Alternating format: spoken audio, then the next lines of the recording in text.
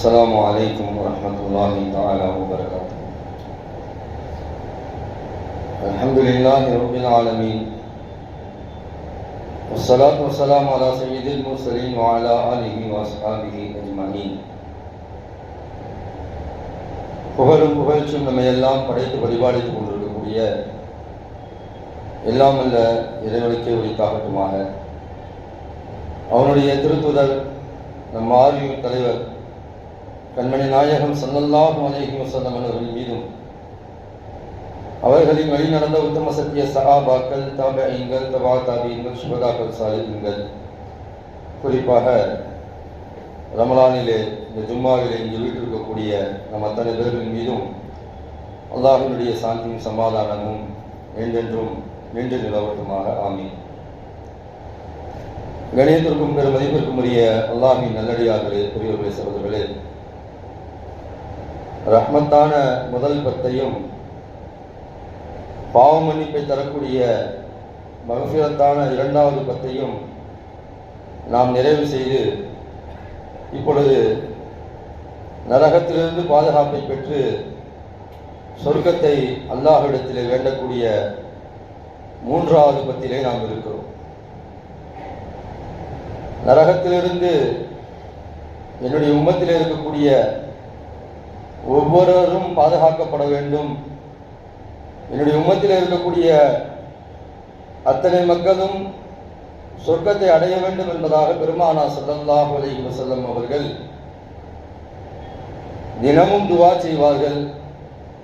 அதற்காக வேண்டிய நபிமார்களுக்கு கொடுக்கப்பட்ட ஒரு துஆவை பெருமானார் ஸல்லல்லாஹு அலைஹி வஸல்லம் அவர்கள் இந்த சமுதாயத்திற்காக வேண்டி நாளை மறுமை நாளிலே ஷஃபாஅத் செய்வதற்காக வேண்டி ஒரு துஆவை பெருமானார் ஸல்லல்லாஹு அலைஹி வஸல்லம் அவர்கள் விட்டு வைத்திருக்கிறார்கள்.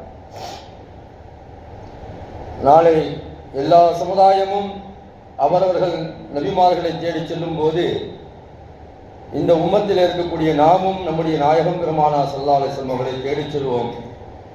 அப்பொழுது பெருமானார் ஸல்லல்லாஹு அலைஹி வஸல்லம் அவர்கள் அல்லாஹ்விடத்திலே இந்த துஆவை பயன்படுத்தி, யா அல்லாஹ், என்னுடைய உம்மத்தில் இருக்கக்கூடிய அத்தனை பேருக்கும் நீ நரகத்தை ஹராமாக்கி சொர்க்கத்தை தந்து விடுவாயாக என்பதாக சிபாரிசு செய்வார்கள்.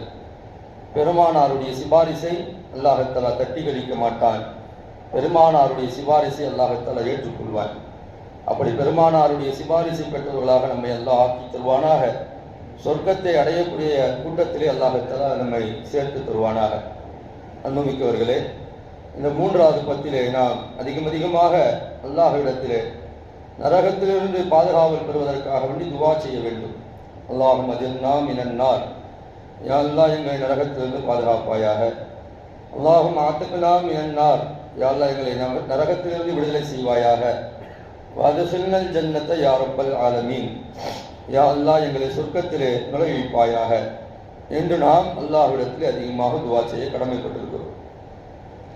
நமக்காக வேண்டி மட்டுமல்லாமல் நம்முடைய மூதாதையர்கள், நம்முடைய முன்னோர்கள், நம்முடைய தாய் தந்தர்கள் முன்னால் சென்று விட்டார்கள் என்று சொன்னால் அவர்களுக்காக வேண்டியும் நாம் துஆ செய்ய கடமைப்பட்டிருக்கிறோம். யா அல்லாஹ், அவர்களுக்கு நீ உயர்ந்த சொர்க்கத்தை தருவாயாக, உயர்ந்த பதவியை தருவாயாக, ஜன்னத்துல் ஆலா என்று சொல்லப்படக்கூடிய ஜன்னத்துல் ஃபிர்தௌஸை அவர்களுக்கு நீ நசீபாக்கி தந்தல்வாயாக என்று இந்த மூன்றாவது பத்திலே நாம் அதிகமாக துஆ செய்ய கடமைப்பட்டிருக்கிறோம்.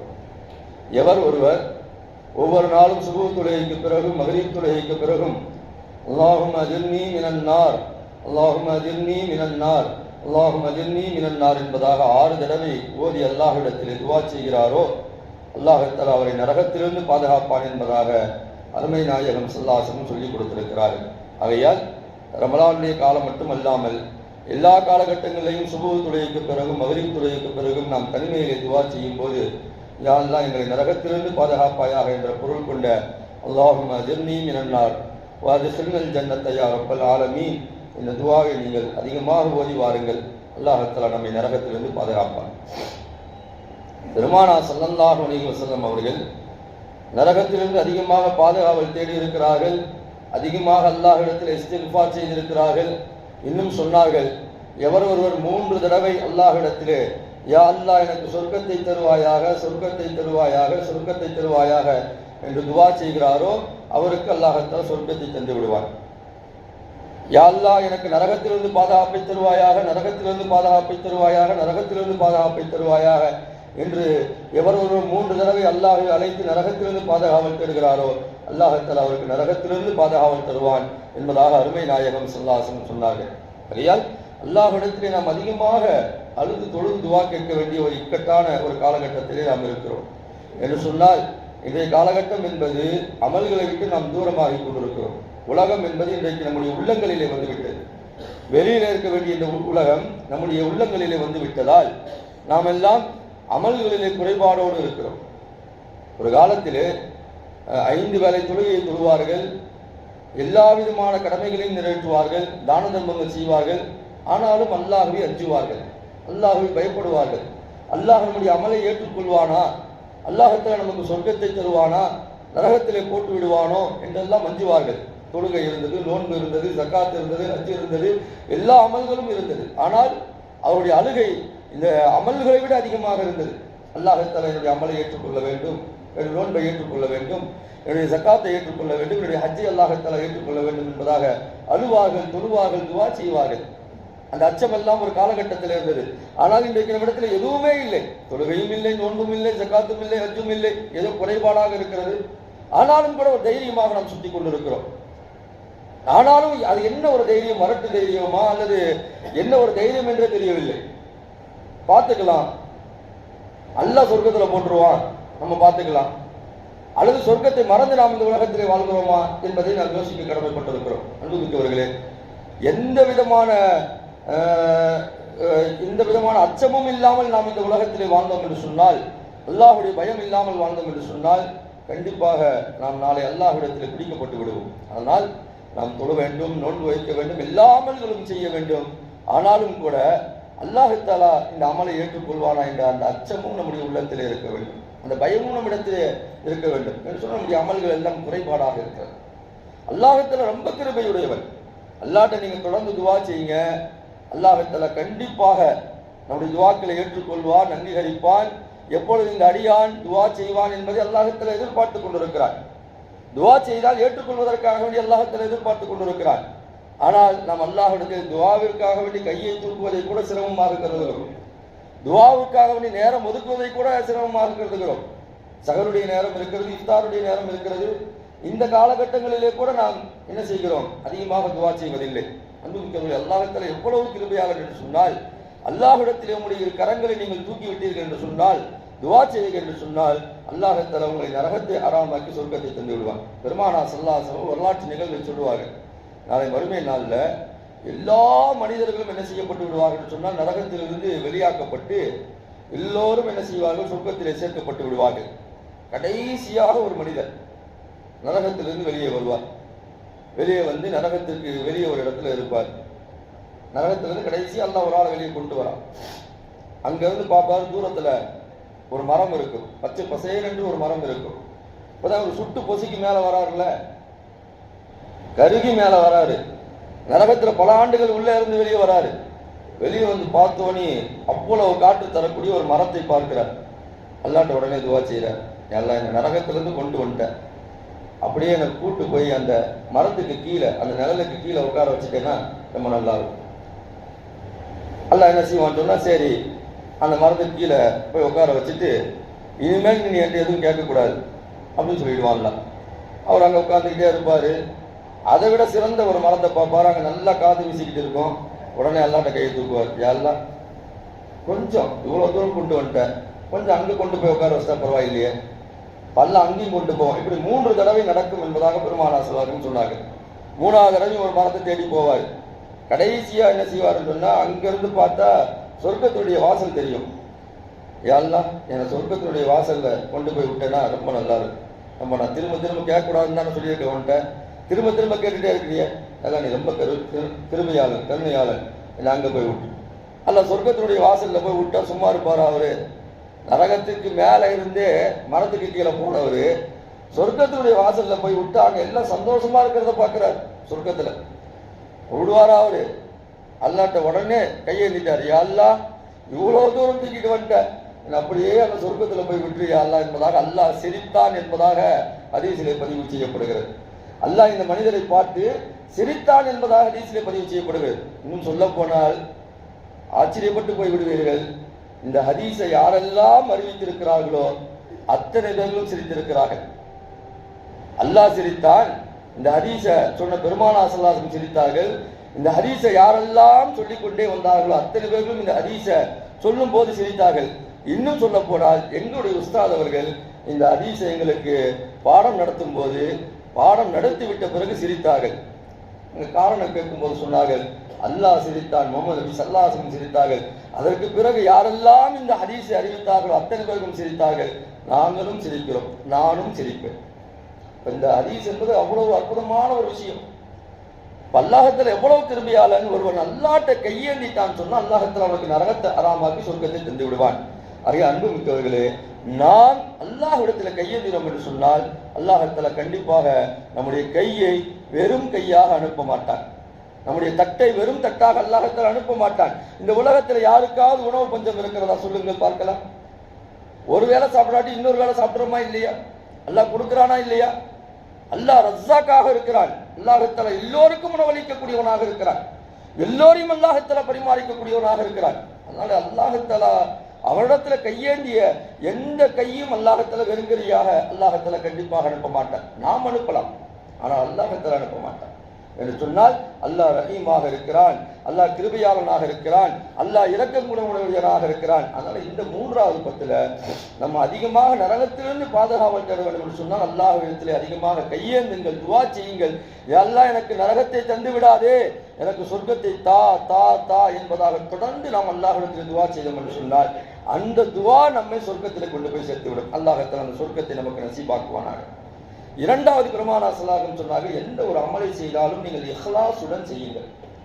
எவர் ஒருவர் லா இலாஹ இல்லல்லாஹ் என்ற அந்த கலிமாவை இஹ்லாஸோடு சொல்கிறாரோ நாளை மறுமை நாளிலே அவருடைய தராஸ் என்பது உயர்ந்திருக்கும் என்பதாக பெருமானார் ஸல்லல்லாஹு அலைஹி வஸல்லம் சொன்னார்கள். இஹ்லாஸுடன் ஒருவர் லா இலாஹ இல்லல்லாஹ் முஹம்மது ரசூலுல்லாஹ் என்ற கலிமாவை சொல்கிறார் என்று சொன்னால் அந்த கலிமா என்பது அவருக்கு நரகத்தை ஹராமாக்கி சொர்க்கத்தை தந்துவிடும். 99 பாவத்தோடு ஒருவர் நாளை மறுமை நாளில் அல்லாஹ்ட்ட வருவார். வந்து பார்த்தா நம்முடைய எண்ணங்கள் என்ன தோணும்? 99 பாவம் செஞ்சிருக்கிறான், ஒரே ஒரு நன்மை தான் இருக்குது. 99 பாவம் செய்தவனுக்கு கண்டிப்பாக நரகம் என்பதாக மனித மூளை முடிவு செய்யும்.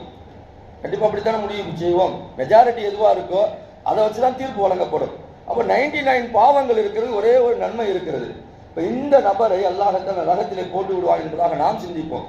ஆனால் அல்லாஹ்விடத்தில் இருக்கக்கூடிய லா இலாஹ இல்லல்லாஹ் முஹம்மது ரசூலுல்லாஹ் என்று அவர் இஹ்லாஸோடு சொன்ன ஒரு கலிமாவை அல்லாஹ்விடத்தில் ஒரு தராசிலே வைப்பான். 99 பாவங்களையும் ஒரு தராசிலே வைப்பான். கணத்தால் இந்த லா இலாஹ இல்லல்லாஹ் என்பது உயர்ந்திருக்கும் என்பதாக நாம் பார்க்கிறோம். அல்லாஹ்விடத்தில் ஒரு சொர்க்கத்தை தந்து விடுவோம். இஹ்லாஸோடு நாம் ஒரு அமலை செய்யும் போது அல்லாஹ்விடத்தில் அந்த அமலை ஏற்றுக்கொள்கிறான். அந்த அமல் நமக்கு நரகத்திலிருந்து பாதுகாப்பை தருகிறது. தொழுகிறோம், யாருக்காக வேண்டி தொழுகிறோம்? அதற்காக வேண்டியா? நம்ம பள்ளிவாசலுக்கு போனால் அது தொழுதுனா அதற்கு நம்மளை பாராட்டுவார்.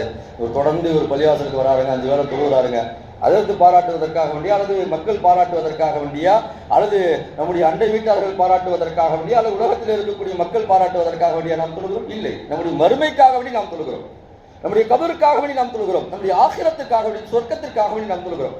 அதனால தொழுகைக்காக வேண்டி எவ்வளவு சிரமப்பட்டு பள்ளிவாசலுக்கு வருகிறோம். இப்போ நீங்கள்லாம் வந்திருக்கீங்கன்னு சொன்னால் ஒவ்வொருவருடைய பயணமும் என்பது மிக அதிகமானது. ஒவ்வொருவரும் பல வேலைகளை விட்டு வந்திருப்பீர்கள் இல்லையா? நிறைய வேலைகள் இருக்கும். ஆனால் எல்லா வேலையும் தூக்கி போட்டுட்டு ஒவ்வொருவரும் இவ்வளோ டிராஃபிக் ஜாமில் கடந்து, இவ்வளோ வெயிலில் கடந்து, அவர்கிட்ட அனுமதி கேட்டு, இவர்கிட்ட அனுமதி கேட்டு, நான் பள்ளிவாசலுக்கு போகணும், தொழுக வரணும்னு சொல்லி எல்லாம் அனுமதி கேட்டு இங்கே வந்துட்டு நீங்கள் அல்லாஹு அக்பர் என்பதாக தக்பீர் கட்டும் போது பக்கத்தில் யாராவது இருந்தாலும் சொன்னால் ஒரு 4 தக்பீர் அதிகமாக கட்டி தொழுவோம் என்பதாக உங்களுடைய நியத்து வந்து விட்டது என்று சொன்னால் அத்தனை தொழுகையும் பாழாக்கப்படும். அல்லாஹ்விடத்தில் அந்த தொழுகை மூஞ்சியை தூக்கி எறிஞ்சிருவான் என்பதாக அருமை நாயகம் ஸல்லல்லாஹு சொன்னார்கள். எந்த தொழுகையிலே எந்த அமலிலே இஹ்லாஸ் இல்லையோ அல்லாஹ்விடத்தில் அந்த அமலை அவனுடைய மூஞ்சியிலேயே தூக்கி எறிந்து விடுவான், அவனுடைய முகத்திலேயே தூக்கி எறிந்து விடுவான் என்பதாக அருமை நாயகம் ஸல்லல்லாஹு சொன்னாங்க. அதனால நம்ம 2 ரக்காய் தொழுதாலும் அல்லாஹ்வுக்காக தொழ வேண்டும். யாரும் உங்களுக்கு நன்மையை தர முடியாது. நன்றாக கவனித்துக் கொள்ளுங்கள். நாம் யாருக்காக வேண்டி தொழுகிறோம் என்பதாக நினைத்துகிறோமோ அந்த அத்தனை நபர்களும் உங்களுக்கு நன்மையை தர முடியாது. அல்லாஹ்வுக்காக வேண்டி நீங்கள் தக்பீர் கட்டினீர்கள், தொழுதீர்கள் என்று சொன்னால் அல்லாஹ் தஆலா அந்த தக்பீருக்கு மிகப்பெரிய நன்மைகளை தருவான். நீங்க இஹ்லாஸுக்கு மிகப்பெரிய ஒரு எடுத்துக்காட்டு என்று சொன்னா அலி ரலியல்லாஹு பார்க்கலாம். அலி ரலியல்லாஹு ஒரு போர்ல இருக்கிறாங்க. போர்ல அந்த நபர் அலி ரலியல்லாஹு என்ன செய்யறாங்கன்னு சொன்னா வீழ்த்தி மேலே ஏறி உட்காந்துட்டாங்க. வெட்ட போறாங்க. வெட்ட போகக்கூடிய நேரத்துல அவன் என்ன செய்யறான், எச்சில காரி அலி ரலியல்லாஹுடைய முகத்துல மொழியிறான். உடனே அலி ரலியல்லாஹு வெட்ட போன அலி ரலியல்லாஹு அப்படியே நின்று விட்டாரு. வெட்டவில்லை. அவன் சொல்லுகிறான், ஏன் என்ன வெட்டாம நின்றுட்ட என்பதாக கேட்கும்போது அலி ரலியல்லாஹு சொல்கிறார்கள், முதல்ல இருந்தது அல்லாஹ்வுக்காக வேண்டி நான் என்ன செய்யணும், வெட்டுறதுக்காக வேண்டி இந்த போர்ல நான் வந்தேன். எப்ப என்னுடைய முகத்துல நீ எச்சில காரி துப்பிட்டியோ அது தனிப்பட்ட பகையாயிருச்சு. இதுக்கு மேல நான் வெட்டினேன்னு சொன்னா அது என்னுடைய தனிப்பட்ட பகைக்காக நான் வெட்டியதாக ஆகும்.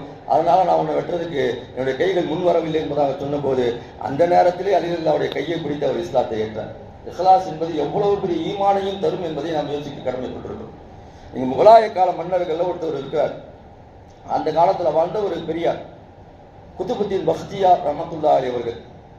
அவர் ஒரு வசியத்தையே செஞ்சிருந்தாங்க, நான் மூத்தாகிட்டேன்னு சொன்னா இந்த சிப்பத்துகள் யாரிடத்துல இருக்கிறதோ அவர் தான் என்ன தொழ வைக்கணும். என்னென்ன சொன்னாங்க, தஹஜ்ஜத் தொழுது இருக்கணும், விடாம தொழுது இருக்கணும், அந்நிய பெண்களை ஒரு அபியூஸ் பண்ற மாதிரி பார்த்துருக்க கூடாது, அவரு அதை காம பார்வையோட அவர் பார்த்துருக்க கூடாது. அது மாதிரி 5 வேளை தொழுகையும் தக்பீர் தஹரீமாவோடு அவர் என்ன செஞ்சிருக்கணும், தொழுதிருக்கணும். கூடுதலாக ஒரு விஷயத்தை சொல்றாங்க, அசருடைய முன் சுன்னத்தையும் அவர் தொழுதிருக்க வேண்டும். இப்படிப்பட்ட சிப்பத்துகள் யார்கிட்ட இருக்குதோ அவர் தான் எனக்கு தொழு வைக்கணும்னு சொல்றாங்க. எல்லாம் பார்க்கறாங்க. அவர் மூத்தாயிட்ட பிறகு யாரும் முன் வரல, யாருமே முன் வரல. யாராவது தொழு வைப்பாங்கன்னு யாராவது பார்க்கறாங்க, யார்ட்டுமே இந்த அமல் இல்லை. தஹஜ்ஜத் இல்லை, 5 வேளை தொழுகை தக்பீர் தஹரீமாவோடு இல்லை, அசருடைய முன் சுன்னத்து இல்லை, அடுத்த பெண்களை கண் கொண்டு பார்க்காத எந்த கண்களும் இல்லை. எல்லோரும் அப்படியே இருக்கிறாங்க. கடைசியில பாத்தீங்கன்னு சொன்னா அந்த மாகாணத்தை ஆட்சி செய்து கொண்டிருக்கின்ற மன்னர் தொழுகிறார், தொலை வைக்கிறார். தொலை வைத்து விட்டு அவர் அழுது கொண்டே சொல்கிறார், அல்லாஹ் தஆலா இது வரைக்கும் நான் செஞ்ச அமலை என்னோடு மறைச்சு வச்சிருந்தான், இன்னைக்கு நீங்க வெளிப்படுத்தி விட்டீர்களே குத்துபுத்தீன் பக்தியார் அவர்களே, நீங்கள் இன்றைக்கு எனக்கு என்னுடைய அமல்களை வெளிப்படுத்தி விட்டீர்கள். அவர் தொலை வைக்கிறார் என்று சொன்னால் ஒரு மன்னர் எப்படி இருந்திருக்கிறார் என்பதை நீங்க யோசிக்க கடமைப்பட்டிருக்க வேண்டும். இந்த சிப்பத்துகள் எல்லாம் இருந்ததால் அவர் என்ன செய்யறார், தொலை வைக்கிறார். தொலை வைத்து விட்டு அவர் சொல்லுகிறார், இவ்வளவு நாள் நான் இதை மறைச்சு வச்சிருந்தேன், எனக்கு அல்லாஹ்வுக்கு மத்தியில தான் இந்த அமல் தெரியும், ஆனா இந்த நேரத்தில் நீங்க வெளிப்படுத்தி விட்டீர்களே என்பதாக அழுதாக என்பதாக வரலாறு பாருங்க. இஹ்லாஸோடு நீங்கள் ஒரு அமலை செய்தீர்கள் என்று சொன்னால், லா இலாஹ இல்லல்லாஹ் என்ற ஒரு கலிமாவை இஹ்லாஸோடு நீங்கள் சொன்னீர்கள் என்று சொன்னால் அது நரகத்திலிருந்து உங்களை பாதுகாக்கும் என்பதாக அருமை நாயகம் ஸல்லல்லாஹு அலைஹி சொன்னார். நம்முடைய அமல் என்பது இஹ்லாஸாக இருக்க வேண்டும். மூன்றாவது பெருமானார் ஸல்லல்லாஹு அலைஹி சொன்னார்கள், இத்தகுன்னார உலவு பிஷிக்கி தமரத்தின், நீங்க ஒரு பேரிச்ச துண்டையாவது கொடுத்து நரகத்திலிருந்து உங்களை பாதுகாத்துக் கொள்ளுங்கள். தான தர்மங்கள் அதிகமாக செய்யுங்கள். தான தர்மங்கள் செய்யும் போது அல்லாஹ் தஆலா உங்களுக்கு நரகத்திலிருந்து பாதுகாவலை தருவான் என்பதாக அருமை நாயகம் ஸல்லல்லாஹு அலைஹி சொன்னார். நரகத்திலிருந்து பாதுகாவல் தரக்கூடிய 3வது பத்திலே நாம் இருக்கிறோம். அதற்காக நான் சொல்லுகிறேன், அதிகமா அல்லாஹ்ட்ட துஆ செய்யணும். 2வது நம்முடைய அமல்கள் இஹ்லாஸாக இருக்கணும். 3வது தான தர்மங்கள் செய்யும் போது அது அல்லாஹ்வுக்கு நமக்கு மத்தியில தான் தெரியணும். நான் சொல்லுவாங்களே பெருமானார் ஸல்லல்லாஹு அலைஹி அவர்கள், நீங்கள் வலது கையில கொடுக்கக்கூடிய அந்த தான தர்மம் இடது கைக்கு தெரியக்கூடாது. அப்படின்னா 2 கையும் ஒன்னா தானே இருக்குது. இன்னும் சொல்ல போனா 2 கையும் சேர்த்து தான் நம்ம கொடுப்போம். யாருக்காவது கொடுத்தோம்னு சொன்னா 2 கையும் சேர்த்து தான் கொடுப்போம். அப்படியே ரசூலுல்லாஹி ஸல்லல்லாஹு அலைஹி வஸல்லம் வலது கையில கொடுக்கிறது இடது கைக்கு தெரியக்கூடாதுன்னு சொன்னாங்கன்னு சொன்னா, யாருக்கும் தெரியாமல் நீங்கள் தான தர்மங்கள் செய்யுங்கள். சில பேர்லாம் பார்த்தீங்கன்னு சொன்னா ₹1 கொடுத்துருப்பான், அதை பார்த்தீங்கன்னா ஊர் முழுக்க நான் தாங்க செஞ்சேன் அவருக்கு. இன்னைக்கு இவ்வளவு பெரிய ஆளா பாக்குறீங்கன்னா நான் கொடுக்காம அவர் வந்திருக்க மாட்டாருன்னு சொல்லிட்டு கொடுத்த அந்த 10 ரூபாய்க்காக வேண்டி, கொடுத்த அந்த 100 ரூபாய்க்காக வேண்டி, கொடுத்த அந்த லட்சத்திற்காக வேண்டி ஊர் முழுக்க பரப்பிடுவார். அது எந்த விதமான நன்மையும் கிடைக்காது. இது எப்படி என்று சொன்னால், அந்த சோத்துக்கு பக்கத்துல எதை வச்சு சாப்பிடுறதுன்னு சொல்லுவாங்க பாத்தீங்கன்னா, அது மாதிரியான நன்மையும் செய்கிறார், கூடவே சேர்ந்து என்ன செய்கிறார், அந்த நன்மையை அளிக்கக்கூடிய காரியத்தையும் செய்கிறார்.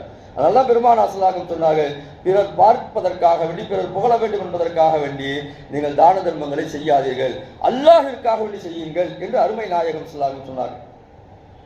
சுல்லாவுடைய காலத்துல ஆயிஷா ரலியல்லாஹு அல்லது ஃபாத்திமா ரலியல்லாஹு வீட்டில் இருக்கிறாங்க. அப்போ ஒரு பெண்மணி 2 குழந்தைங்களை தூக்கிட்டு வராங்க. வந்து தர்மம் ஏதாவது செய்யுங்க என்பதாக சொல்கிறார்கள். ஃபாத்திமா ரலியல்லாஹு என்ன செய்கிறார்கள் என்று சொன்னால், 2 பேரிச்சம்பழம் வச்சிருக்கிறாங்க. எடுத்து அந்த பிச்சை கேட்டு வந்து அந்த பெண்மணிக்கு கொடுக்குறாங்க. 2 பேரிச்சம்பழத்தை அந்த அம்மா என்ன செய்யறாங்கன்னு சொன்னா, 2 பேரிச்சம்பழத்தை 2ஆ பிச்சு அந்த குழந்தைங்களுக்கு கொடுக்குறாங்க. மீதி இருக்கக்கூடிய பேரிச்சம்பழத்தையும் என்ன செய்யறாங்க அந்த அம்மா அந்த குழந்தைங்களுக்கே கொடுக்குறாங்க. இவங்க சாப்பிடவே இல்லை. இந்த சம்பவத்தை வந்து பார்க்குறாங்க. பார்த்துட்டு பெருமானார் ஸல்லல்லாஹு அலைஹி வஸல்லம் விட்ட பிறகு சொல்லுகிறாரு, இது மாதிரி நான் ஒரு அற்புதமான ஒரு நிகழ்ச்சியை பார்த்தேன். அந்த அம்மா வந்து என்ன செய்யலாம், 2 பிச்சை கொடுத்துட்டு 1 இவங்க சாப்பிட்டுருக்கலாம், இவங்களும் பசியோட தான் இருக்கிறாங்க. ஆனால் 2த்தையுமே அந்த குழந்தைங்களுக்கே கொடுத்துட்டாங்க. எவ்வளோ அற்புதமான ஒரு நிகழ்ச்சியா இருக்கு அப்படின்னு சொல்லிட்டு ரசூலுல்லாஹ்ட்ட கேட்கும்போது பெருமானார் ஸல்லல்லாஹு அலைஹி வஸல்லம் சொன்னாங்க, யார் ஒருவருக்கு, இதுல இருந்து அந்த ஹதீஸ் வந்தது, யார் ஒருவருக்கு அல்லாஹ் தஆலா 2 பெண் குழந்தைகளை கொடுத்திருக்கிறாரோ, அந்த 2 பெண் குழந்தைகளை யார் நல்ல முறையில் வளர்க்கிறாரோ, நல்லா வளர்த்து ஆளாக்குகிறாரோ, அவருக்கு நல்ல முறையில் திருமணம் செய்து வைக்கிறாரோ, நல்ல கல்வியை கொடுக்கிறாரோ, அந்த பெண் பிள்ளைகள் அவருக்கு நரகத்தின் திரையாக இருக்கும் என்பதாக அருமை நாயகம் ஸல்லல்லாஹு அலைஹி வஸல்லம் சொன்னார். பெண் பிள்ளைகள் என்பது சாதாரணமான ஒன்று கிடையாது. பெண் பிள்ளைகள் அல்லாஹ் தஆலாவால் கொடுக்கப்பட்ட மிகப்பெரிய ஒரு கிஃப்ட். அது யாருக்கெல்லாம் அல்லாஹ் தஆலா அந்த பெண் பிள்ளைகளை கொடுத்திருக்கிறானோ, நரகத்தின் வாயில் அவர்கள் சென்று நின்று விடுவார்கள். என்னுடைய அத்தா என்னுடைய அம்மா நரகத்துக்கு போகக்கூடாது, அவரை அல்லாஹ் சொர்க்கத்துக்கு அனுப்பி என்பதாக அந்த பிள்ளைகள் நரகத்தின் திரையாக இருக்கும் என்பதாக அருமை நாயகம் ஸல்லல்லாஹு அலைஹி வஸல்லம் சொன்னார். அப்போ அந்த பெண் பிள்ளைகள் நமக்கு கிடைக்கப்பட்டிருந்தால் அவர்களை ஆசுவாசப்படுத்தி நல்ல முறையில் வளர்த்து தீனை கொடுத்து மார்க்கத்தை கொடுத்து இஸ்லாத்தை கொடுத்து நல்ல முறையில் அவர்களை நீங்கள் நல்ல இடத்துல திருமணம் செய்து கொடுத்து நல்ல வாழ்க்கை அவர்களுக்கு நீங்கள் கொடுத்தீர்கள் என்று சொன்னால் கண்டிப்பாக இன்ஷா அல்லாஹ் சும்மா இன்ஷா அல்லாஹ் நாளை மறுமை நாளிலே உங்களை சொர்க்கத்தில் நுழைவிக்காமல் அவர்கள் செல்ல மாட்டார்கள். அல்லாஹ் தஆலா அந்த நசீபை நமக்கு தருவானாக. இப்போ பெருமானார் ஸல்லல்லாஹு அலைஹி வஸல்லம் இந்த நீங்க செய்யக்கூடிய தான தர்மத்திற்கு கூட என்ன மிகப்பெரிய ஒரு நன்மை இருக்கு. ரசூலுல்லாஹ் மக்காவிலிருந்து மதீனாவுக்கு வராங்க, கடுமையான தண்ணீர் பஞ்சம் இருக்கிறது, கடுமையான தண்ணீர் பஞ்சம். மேலே ரூமா என்று சொல்லப்படக்கூடிய ஒரு கிணறு, அது யூதனுடைய கிணறு. பெருமானார் ஸல்லல்லாஹு அலைஹி வஸல்லம் இந்த தண்ணீர் பஞ்சத்தை போக்குவதற்காக இந்த யூதனிடத்தில் பேசுகிறார்கள், இந்த ரூமாவை எனக்கு விலைக்கு தந்து விடு. தர மறுத்து விட்டார், தர முடியாது என்பதாக சொல்லிவிட்டார். பெருமானார் ஸல்லல்லாஹு அலைஹி வஸல்லம் சொல்கிறார்கள், யார் இந்த ரூமாவை வாங்கி இங்கே மக்களுக்காக வேண்டி கொடுக்கிறாரோ அல்லாஹ் தஆலா நாளை மறுமை நாள் அவருக்கு செழிப்பான ஒரு வாழ்க்கையை தருவான், சொர்க்கத்தை தருவான் என்பதாக சொன்னபோது உடனடியாக உஸ்மான் ரலியல்லாஹு தஆலா அவர்கள் வருகிறார்கள். அந்த யூதனிடத்தில் பேசுகிறார்கள், மறுக்கிறான், முடியாது என்பதாக சொல்கிறான். கடைசியில் உஸ்மான் ரலியல்லாஹு என்ன சொல்றாங்க, ஒன்றும் இல்லை, நான் ரேட்டு கொடுத்து வாங்கிடுறேன் உங்கள்கிட்ட, நீங்க ஒரு நாள் என்ன செய்யுங்க, அந்த தண்ணீரை வந்து விநியோகம் செய்யுங்க, இன்னொரு நாள் வந்து என்ன செய்யறேன், தண்ணீரை விநியோகம் செய்யறேன் என்பதாக அவங்களுக்குள்ள ஒரு ஒப்பந்தம் போட்டுக்கிட்டாங்க. முதல் நாள் அவர் விநியோகம் செய்கிறாரு, 2வது நாள் உஸ்மான் ரலியல்லாஹு அவர்கள் விநியோகம் செய்கிறார்கள். விநியோகம் செய்யும் போது வந்த அத்தனை பேருக்குமே காசை வாங்கல, எல்லோருக்குமே அதுல இருந்து ஃப்ரீயா கொடுக்குறாங்க தண்ணீரை. 3வது நாள் அங்க போவாங்களா, ஒரு நாள் தானே சேர்த்து வச்சுப்போம், 4வது நாள் அங்க நம்ம போவோம். யாருமே அவரிடத்துல தண்ணி வாங்க போகல அந்த யூத இடத்துல. கடைசியில் அவன் பார்த்தான், இது வேலைக்கு ஆகாதுன்னு சொல்லிட்டு கடைசியில் உஸ்மான் ரலியல்லாஹு அவர்களை கூப்பிட்டு நீங்களே இந்த கிணறை வச்சுங்க, காசை கொடுங்கன்னு சொல்லிட்டு வாங்கிட்டார். இப்படியெல்லாம் முன்னோர்கள் வந்து தான தர்மங்களை வாரி வாரி இந்த சமுதாயத்திற்காக செய்திருக்கிறார். இன்றைக்கும் நிறைய தனவந்தர்கள் இருக்கிறார்கள். அல்லாஹ் அவர்களுக்கு உயர்ந்த ஒரு தரஜாவை தர வேண்டும். மெய் சிரித்து போகிறோம் நாம். உண்மையில நம்மள்கிட்ட ஒரு 10 ரூபா அல்லது 100 ரூபாய் இருந்தது என்று சொன்னால் அது கொடுப்பதற்கு கை அவ்வளவு சீக்கிரம் வருவதில்லை. அதை கொடுத்தா குறைஞ்சு போயிடுமோ, அவ்வளவு சீக்கிரம் மனிதர்கள் எவ்வளவோ தனவந்தர்கள் வாரி வாரி கொடுக்கிறார்கள். அது சாதாரணமான மனதல்ல.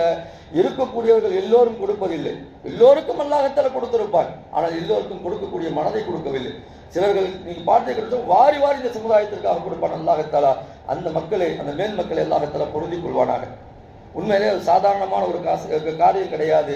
இந்த சமுதாயத்திற்காக வேண்டி, இந்த சமுதாய தேவைக்காக வேண்டி, ஒரு மக்களுடைய நல்ல விஷயங்களுக்காக வேண்டி ஒருவர் தன்னுடைய பணத்தை கொடுக்கிறார் என்று சொன்னால் உண்மையிலே அவர் அல்லாஹ்விடத்தில் மிகப்பெரிய ஒரு இடத்துல இருக்கிறார். சாதாரணமான ஒன்று அல்ல. மீண்டும் மீண்டும் நான் அழுத்தி சொல்கிறேன். காரணம் என்னன்னு சொன்னால் இன்னைக்கு இருக்கக்கூடிய எக்கனாமிக்கல், இன்னைக்கு இருக்கக்கூடிய இன்னைக்கு பணத்தினுடைய அந்த வீக்கங்களை எல்லாம் நீங்க பார்த்தீங்கன்னு சொன்னால் எல்லோரும் ஓடிக்கொண்டிருக்கிறார்கள். இந்த காலகட்டங்களில் எல்லோருக்கும் ஒருவர் செலவு செய்கிறார் என்று சொன்னால் உண்மையிலேயே மிக உயர்ந்தவர், உன்னதமானவர்கள் அவர்கள், அல்லாஹ்விடத்தில் அவர்கள் மேன்மையானவர். இதையெல்லாம் பெருமானார் ஸல்லல்லாஹு அலைஹி வஸல்லம் என்ன சொல்கிறார்கள் சொன்னால் உங்களுக்கு நரகத்திலிருந்து பாதுகாப்பை தரும். இன்னும் சொன்னாங்க பெருமானார் ஸல்லல்லாஹு அலைஹி வஸல்லம், யார் 2 சொட்டு கண்ணீர் விட்டு அழுகிறாரோ அவருக்கு அல்லாஹ் தஆலா நாளை மறுமை நாளிலே நரகத்திலிருந்து பாதுகாவலை தருவான் என்பதாக அருமை நாயகம் ஸல்லல்லாஹு அலைஹி வஸல்லம் சொன்னார்கள். நீங்க உமர் ரலியல்லாஹு அன்ஹு கேள்விப்பட்டிருக்கலாம். உமர் ரலியல்லாஹு ஒரு பக்கத்தில் வந்தாங்கன்னா சைத்தான் இன்னொரு பக்கம் போயிடுவான். உமர் ரலியல்லாஹு கோபப்பட்டார்கள் என்று சொன்னால் யாரும் முன் நிற்க மாட்டார்கள், அவ்வளவு கோபத்துக்கு சொந்தமானவர்கள். ஆனால் அவர்களுடைய இந்த கண்ணீருடைய பக்கத்தில் வந்து வடுக்கள் இருக்குமா, அழுதார்கள் என்று சொன்னால் அவ்வளவு அழுது அல்லாஹ்விடத்திலே துஆ செய்வார்கள். கண்ணீர் வடுவே அவருடைய அந்த முகத்திலே தெரியும் என்பதாக நாம் ஹதீஸ்களிலே பார்க்கிறோம் என்று சொன்னால் எவ்வளவு கடின சித்தம் உள்ள உடையவர்கள் கூட அல்லாஹ்விடத்திலே எப்படி அழுதிருக்கிறார்கள் என்பதை எல்லாம் நாம் பார்க்க முடிகிறது. அல்லாஹ் தஆலா இந்த 3வது பத்திலே நமக்கு நரகத்திலிருந்து பாதுகாவலை தந்து சொர்க்கத்தை அடையக்கூடிய பாக்கியத்தை அல்லாஹ் அதிகமாக கேட்கக்கூடிய நசீபை நமக்கு தருவானாக. உண்மையிலேயே நாம் கேட்கக்கூடிய துவாக்களை எல்லாம் அங்கீகரித்து நாளை மறுமை நாளில் அல்லாஹ் நமக்கு உயர்ந்த சொர்க்கத்தை தருவானாக. நரகத்தை நமக்கு மட்டுமல்லாமல் நம்முடைய முன்னோர்களுக்கும் சரி நம்முடைய பின்னோர்களுக்கும் அல்லாஹ் ஹராமாக்கி ஜன்னத்துல் ஃபிர்தௌஸிலே நாயகம் பெருமானா ஸல்லல்லாஹு சுகதாக்களோடு நல்ல மனிதர்களோடு இருக்கக்கூடிய மாபெரும் பாக்கியத்தை அல்லாஹ் நசீபாக்குவானாக என்று இந்த நன்னேரத்திலே துவா செய்து என்னுடைய வார்த்தைகளை நிறைவு செய்கிறேன். வாஹித அல்ஹம்துலில்லாஹி ரப்பில் ஆலமீன். அஸ்ஸலாமு அலைக்கும்.